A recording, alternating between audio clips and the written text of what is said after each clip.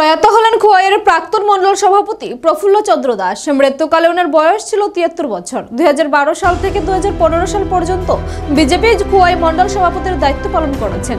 গত শনিবার রাতে অসুস্থজনিত কারণে খোয়াই জেলা হাসপাতালে ভর্তি হন। রবিবার সকালে চিকিৎসাধীন অবস্থায় খোয়াই জেলা হাসপাতালে শেষ নিঃশ্বাস ত্যাগ করেন তিনি।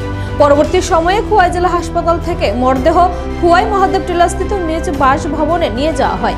প্রয়াত প্রাক্তন মন্ডল সভাপতির বাসভবনে গিয়ে মরদেহের উপর দলীয় পতাকা দিয়ে শেষ শ্রদ্ধা জানালেন বিজেপি খোয়াই মন্ডলের বর্তমান মন্ডল সভাপতি অনুকূল চন্দ্র দাস। পুষ্পার্ঘ্য দিয়ে উনার বিদেহী আত্মার প্রতি শ্রদ্ধা জানালেন বিজেপি খোয়াই জেলা।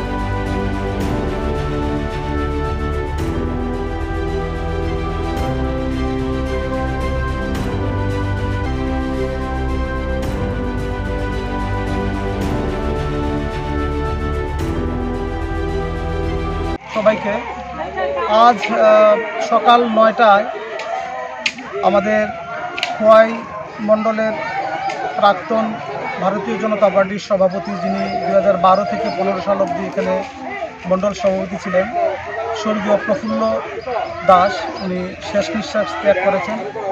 আজকে আমরা ওনার বাড়িতেই আছি।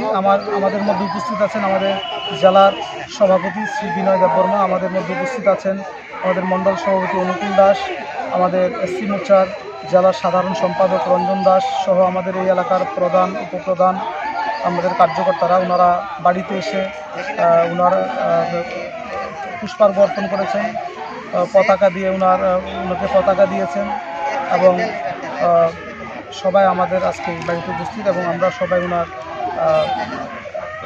আত্মার চিরশান্তি কামনা করি।